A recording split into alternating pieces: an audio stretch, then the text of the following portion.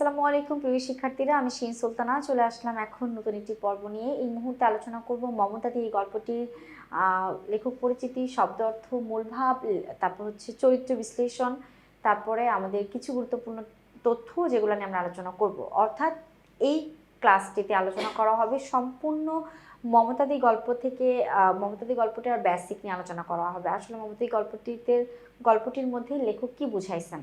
প্রথমে আমাদের এই মমতা দি গল্পটি লিখেছেন মানিক বন্দ্যোপাধ্যায়। মানিক বন্দ্যোপাধ্যায় খুবই ইম্পর্টেন্ট একজন লেখক পরিচিতি, যার জন্মসাল মৃত্যুসাল আমরা দুইটাই আলোচনা করব। বিশেষ করে মৃত্যুসাল থেকে জন্মসালটা একটু বেশি ভালো করে করব, কারণ জন্মসাল অনেক বোর্ডে আসতে দেখা গেছে।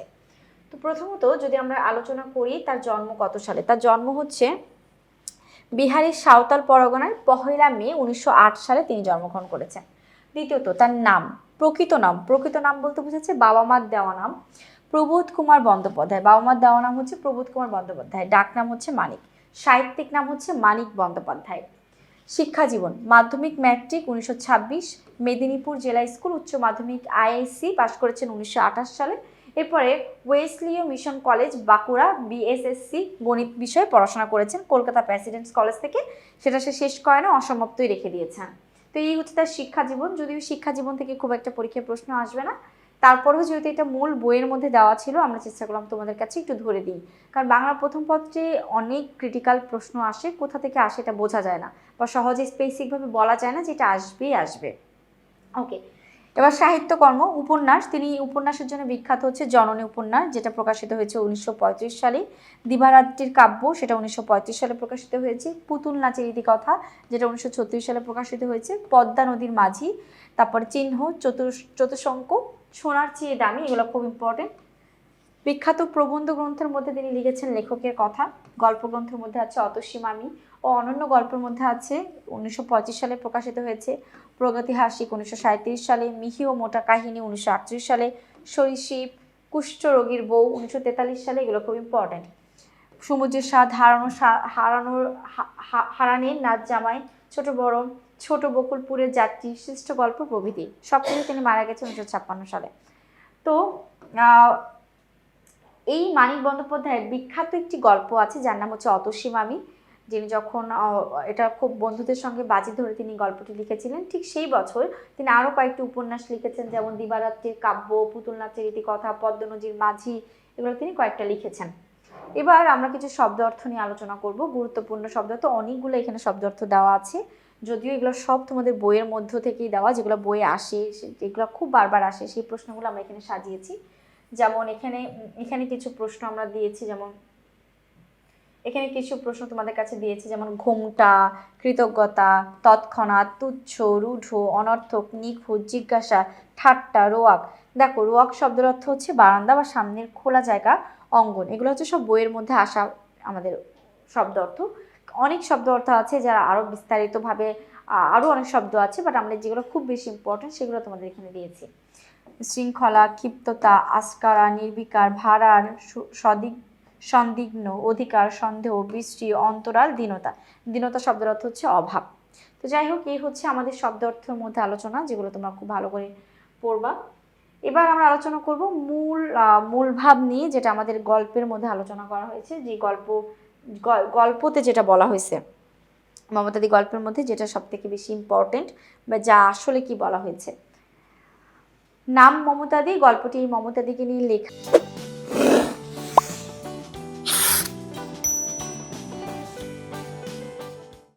মমতা দি এই গল্পটির মধ্যে দেখা যায় যে মমতা দির স্বামীর চাকরি থাকে না দীর্ঘ 4 মাস।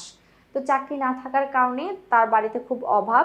সে অভাবের তাড়নায় একটা স্কুল পড়ুয়া বালকের বাড়িতে রান্নার কাজ নাই। তো রান্নার কাজ নিয়েতে সে প্রথম দিকে খুব স্বাভাবিক থাকে, কাজ করে, কারোর সাথে কথা বলে না, কিন্তু ধীরে ধীরে ওই পরিবারের মানুষদের সঙ্গে বা সদস্যদের সঙ্গে তার একটা আন্তরিক সম্পর্ক গড়ে ওঠে। আমরা দেখতে পাই যে স্কুল পড়ুয়া বালকের সঙ্গে এবং মমতা দি ওই স্কুল পড়ুয়া বালকের মায়ের সঙ্গে তার একটি মানবিক সম্পর্ক তৈরি হয়ে যায়। তারপর ধীরে ধীরে মমতা দি যখন ওই বাড়ি থেকে চাকরি ছেড়ে দিবে, তার স্বামী যখন চাকরি হবে, তারপরে দেখা যায় সে খুব সুন্দর করে ওইখান থেকে ছেড়ে আসে এবং তার বন্ধু বা ওই বাড়ির লোকজনও তাকে ছাড়তে চায় না কাছ থেকে। আমরা এই জিনিসগুলো লক্ষ্য করেছি বা দেখতে পেয়েছি। তো এই গল্পটি আমাদের শেখায় আমাদের আশেপাশে যে গৃহ কর্মীগুলো আছে বা যারা বুয়াগুলো আছে তাদের প্রতি যেন আমরা এক ধরনের সহানুভূতিশীল আচরণ করি, তাদেরকে যেন আমরা ভালোবাসি, সেটার একটা রূপ তিনি এখানে আলোচনা করেছে। তাদের প্রতি যেন আমরা মমতা বোধ দিয়ে কথা বলি। তো যাই হোক, মানিক বন্দ্যোপাধ্যায় মমতাদি গল্পে গৃহকর্মে নিয়োজিত মানুষের প্রতি মানবিকতা, সহনশীলতা ও পারস্পরিক শ্রদ্ধাবোধ অত্যন্ত সংবেদনশীলভাবে তুলে ধরা হয়েছে। স্বামীর চাকরি না থাকায় সন্তানসহ দুর্বিষহ দারিদ্র্যের মধ্যে পড়ে মমতাদি বাধ্য হয়ে অন্যের বাড়িতে গৃহকর্মীর কাজ গ্রহণ করেন। এই পরিস্থিতিতে তার কর্তব্যনিষ্ঠা, ধৈর্য, আত্মমর্যাদা বোধ স্পষ্টভাবে প্রকাশ পায়। মমতাদি নিষ্ঠাবান কাজকর্মে গৃহকর্মী সন্তুষ্ট হন এবং তার প্রতি কেবল কর্মীসুলভ আচরণ নয়, বরং মাতৃস্নেহপূর্ণ মানবিক ব্যবহার প্রদর্শন করেন। এরপর দেখো, অপরদিকে মমতাদি নিজেও সেই পরিবারের স্কুল পড়ুয়া বা ছেলেটির প্রতি গভীর স্নেহ প্রকাশ করেন, ছোট ভাইয়ের মতো তাকে আদর যত্ন করেন। এছাড়া ধীরে ধীরে ছেলেটিও মমতাদিকে পরিবারের একজন সদস্য হিসেবে গ্রহণ করে দিদি বলে সম্মান জানায়। আচ্ছা, পরবর্তীকালে স্বামী চাকরি হলেও মমতাদি সেই বাড়ি ছেড়ে যেতে চায় না, কারণ সেখানে তিনি শুধু কাজের মানুষ নন, ভালোবাসা মর্যাদার অংশীদার। তাই এই আবদ্ধ না থেকে গভীর মানবিক বন্ধনে রূপ লাভ করেছে। এবার আমরা মমতাদি গল্পের মূল ভাবটা নিয়ে তো আলোচনা করলাম, আমরা আলোচনা করব চরিত্র পরিচিতি থেকে। ঠিক আছে, চরিত্র সম্পর্কে কি বলা হয়েছে সেগুলো দেখো। অনেকগুলো চরিত্র আছে, মানে যেগুলো চরিত্র আছে আমরা সেই চরিত্রগুলাই নিয়ে এসেছি। প্রথম হচ্ছে স্কুল পড়ুয়া বালক, মানে খোকা, যে হচ্ছে গল্পটা আসল কাহিনী, যে খোকার সঙ্গে মমতাদির একটা মানবিক সম্পর্ক তৈরি হয়েছে তিনি। তারপরে মমতাদি আছে, মমতাদি আমাদের এই গল্পের প্রধান ক্যারেক্টার।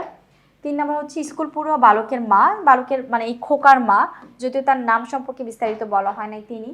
4 আছে মমতাদির স্বামীর নাম। 5 হচ্ছে মমতাদির ছেলে, যার বয়স হচ্ছে 5 বছর। 6 হচ্ছে অবনী, স্কুল পড়ুয়া বালকের বোন, সেটা হচ্ছে অবনী, হ্যাঁ, যার গালে মাস্টারের দাগ পড়েছিল। তো এই হচ্ছে আমাদের 6টা ক্যারেক্টার, যে ক্যারেক্টারগুলোকে নিয়ে মমতাদি গল্পটা খুব সুন্দর করে সাজানো হয়েছে। আচ্ছা, এবার আমরা কিছু গুরুত্বপূর্ণ তথ্য নিয়ে আলোচনা করব, যেগুলা পরীক্ষায় আসতে পারে এরকম আর কি, গল্পের খুঁটিনাটি কিছু বিষয়। দেখো, মমতাদি গল্পে কিশোর চরিত্রটি কাকে নির্দেশ করে? গল্পকথক। গল্পকথক কে? দেখো, মমতাদি গল্পটির যে কিশোর চরিত্রটি সেটা কিন্তু মানিক বন্দ্যোপাধ্যায় নিজেই, বাট ওইটা হচ্ছে একজন গল্পকথক যে গল্পটা বলেছেন। যে লিখেন আর যে বলেন দুইটার মধ্যে পার্থক্য আছে। যে লিখেন তাকে আমরা লেখক বলি, যে গল্পটা বলেন তাকে আমরা গল্পকথক বলি। আচ্ছা, মমতার জীবনময়ের গলি 27 নম্বর বাড়ির একতলায় থাকতো। মমতাদি তার মাইনে 12 টাকা আশা করলেও পেয়েছিল 15 টাকা। কোন চরিত্রকে কেন্দ্র করে মমতাদি গল্পটি অগ্রসর হয়েছে? মমতাদি কিসের জন্য পর্দা ঠেলে মমতাদি ঘরে বাইরে এসেছে? উপার্জনের জন্য। তৎকালীন সমাজে নারীরা স্বামীকে গুরু জ্ঞানে সম্মান করত। আচ্ছা, এই হচ্ছে আমাদের ফ্রন্ট পেজ বা অর্থাৎ মমতাদি গল্পের কিছু বৈশিষ্ট্য, যেটা আমরা সুন্দর করে পড়ব। লেখক পরিচিতি আমরা সাজিয়েছি, শব্দ অর্থ যেগুলো আসার মতো বারবার পরীক্ষা আসে ইত্যাদি। তো আজকের এই ক্লাসটি বা আজকের এই পর্বটি এই পর্যন্ত। পরবর্তী পর্ব নিয়ে আমি খুব দ্রুতই হাজির হব। সে পর্যন্ত সকলে ভালো থেকো, সুস্থ থেকো। আল্লাহ হাফেজ, আসসালামু আলাইকুম।